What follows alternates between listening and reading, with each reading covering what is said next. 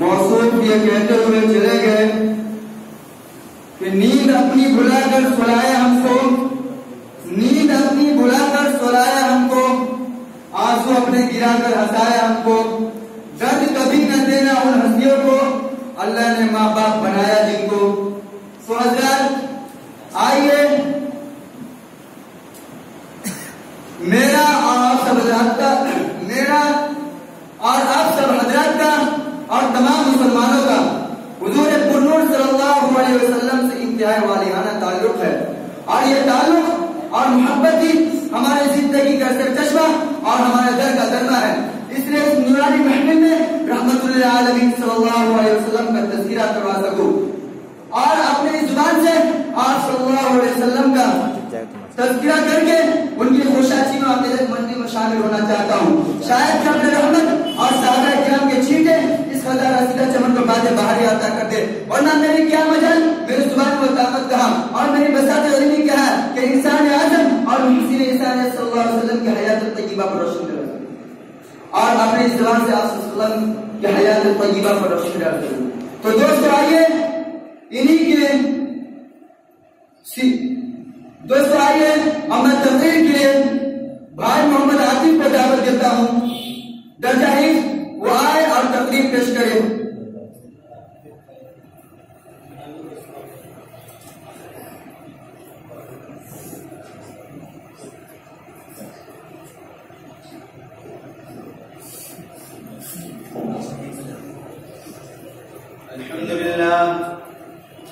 الحمد لله وكفى وسلام على عباده الذين اصطفى أما بعد أعوذ بالله من الشيطان الرجيم بسم الله الرحمن الرحيم لقد جاءكم رسول من أنفسكم عزيز عليه ما عنتم حريص عليكم بالمؤمنين رؤوف رحيم محمد قيامت بشيرا نذيرا فصلوا عليه كثيرا كثيرا وہ بجلی کا کڑکا تھا یہ صوت ہادی، عرب کی زمین جس نے ساری ہلا دی۔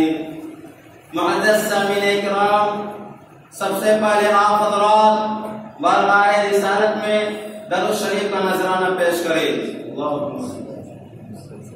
اسلام کے پاسبانوں، آج کے اس مبارک پروگرام میں آپ حضرات کے سامنے اس مقدس اور باعظمت ہستی کی سیرت پاک کو بیان کرنے کی جرأت کر رہا ہوں۔ آئے دنیا میں بہت پاک مکرم بن کر، آئے دنیا میں بہت پاک مکرم بن کر آیا نہ مگر کوئی رحمت عالم بن کر۔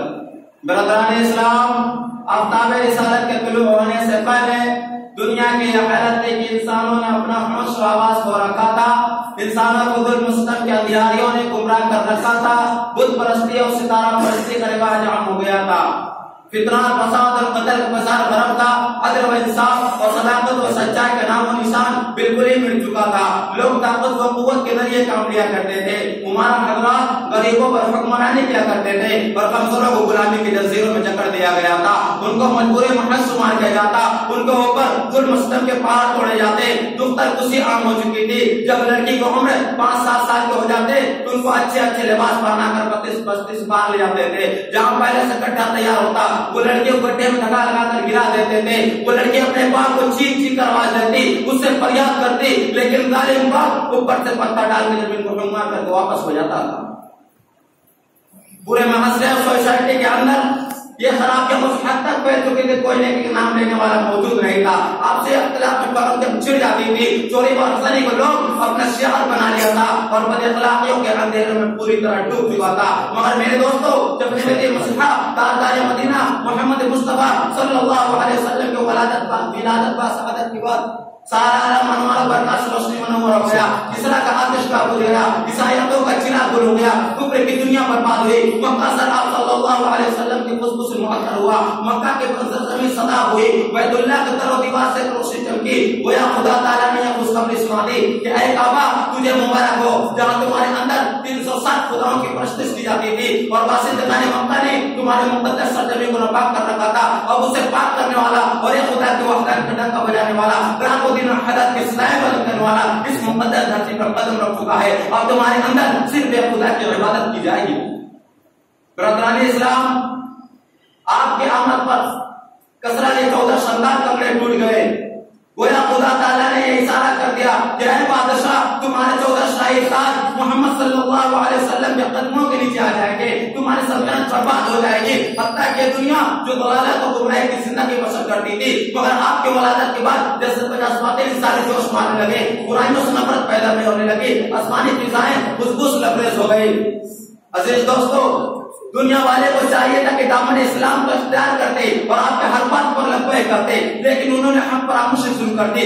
آپ کی اطاعت کرنے والوں کو طرح طرح کی تکلیفوں میں مبتلا کرنے لگے، ظلم و ستم کے پہاڑ توڑنے لگے. حضرت بلال رضی اللہ تعالیٰ عنہ کی شخصیت سے کوئی واقف نہیں.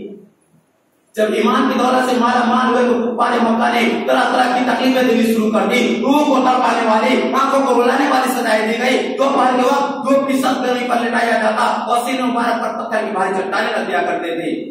مگر آپ اپنی ایمان جذبات اور جوش و ولولہ میں ذرا برابر کا کاج نہ آنے دیا. گھر کے کفار مکہ نے اسلام کے خلاف سازش شروع کر دی. آپ کے راہ میں کانٹے بچھانے لگے، طرح طرح کے ظلم ستم کرنے لگے. آپ کی باتوں کو استہزاء کے طور پر ٹالنا شروع کر دیا. نماز کی حالت پر گردن مبارک پر پونجے رکھ دیا کرتے تھے اور گلے مبارک پر چادر کی بندی لگا دیا کرتے تھے. مگر قربان جائے امت کے غمخوار شفیع پیغمبر آخر الزمان کے ذات پر اگر آپ چاہتے ہو تو ان کے حق میں بددعا بھی کرتے اور حضرت صالح کے قوم کی طرح اینٹ و پتھر کی بارش برسا کر تباہ کر دیے جاتے اور قوم لوط کی طرح انگارے برسا کر تباہ کر دیے جاتے. مگر آپ نے محمد صلی اللہ علیہ وسلم نذیرہ کو مضبوط خاطر رکھتے ہوئے صبر و استقامت سے کام لیا. برادران اسلام، ایک مرتبہ آپ صلی اللہ علیہ وسلم غزوہ نفس سے واپسی کے دوران ایک درخت کے سائے میں آرام فرما رہے تھے. ایک کافر نے آپ کو تنہا پایا. ان کے قلب میں شیطان نے جوش مارا کہ موقع اچھا ہے کہ نعوذ باللہ محمد کا کام نہیں تمام کر دیا جائے. وہ شخص حضور کے پاس جا کر اس حال میں پکار کیا کہ چمکتی ہوئی رنگی تلوار ہاتھ میں تھی اور فرمایا کہ اے محمد بتاؤ آج تجھے میرے ہاتھ سے کون بچائے گا. آپ نے نہایت باوقار اور پرسکون انداز میں فرمایا اللہ. اتنا کرنا تھا کہ وہ شخص کانپنے لگا اور تلوار ہاتھ سے گر گئی. آپ نے اپنے دست مبارک سے تلوار اٹھا لی اور فرمایا کہ اب بتاؤ تجھے میرے ہاتھ سے کون بچائے گا. اس کو اللہ پر یقین ہی کہا تھا، آپ کے راہ محترم سے واقف تھا. اس نے کہا کہ حضور میری جان آپ کے قبضے میں ہے، آپ کے ہاتھ سے کوئی نہیں بچ سکتا. مگر قربان جائے عبداللہ تاجر متحبر کہ جنہوں نے اپنی جانی دشمن کو بھی دامن سے قتل جلال اور رحمت فرمائی اور وہ شخص ایمان کی دولت سے مالا مال ہو گیا اور آپ کا حامی مددگار بن گیا. ایک مرتبہ کہ اس شخص نے عائشہ سے سوال کیا آپ کے اخلاق کیا ہے؟ فرمایا قامت بالقرآن، کہ آپ کے اخلاق طیبہ بصرہ کا قرآن تھا، کہ آپ کے بولنا قرآن، آپ کا چلنا قرآن، آپ کا سونا قرآن، گھر کے ہر عدابت قرآن کے کام سے لبریز تھے. جب آپ کا سر مبارک حضرت صدیقہ رضی اللہ تعالیٰ کی گود میں ہوتا تو معلوم ہوتا کہ صدیقہ رضی اللہ تعالیٰ کی گود ریاض ہے اور اس پہ قرآن رکھا ہوا ہے. برادران اسلام، اب میں آپ کو داستان طائف سنانا چاہتا ہوں. طائف سے کون واقف نہیں؟ جب میرے آقا مولا شہنشاہ بطحا محمد مصطفیٰ صلی اللہ علیہ وسلم مکہ کے سرزمین سے مایوس ہو کر طائف کی طرف روانہ ہوئے تو سب سے پہلے وہاں کے سردار جہلیل کے پاس پہنچے. وہ بڑا مغرور تھا. ان کے دو بھائی جن کا نام حبیب و مسعود تھا، ان کے قلب سے شرم و حیا نکل چکی تھی اور بے حیائی کے آثار ابھر پڑے تھے. ان میں سے ایک نے کہا کیا خدا کو تیرے سوا کوئی نہیں ملا تو تجھے نبی بنایا؟ دوسرے نے کہا تو نبی ہوتا تو ہماری طرح پیدل چلتا. تیسرے نے کہا میں تجھے کلام کرنا نہیں چاہتا.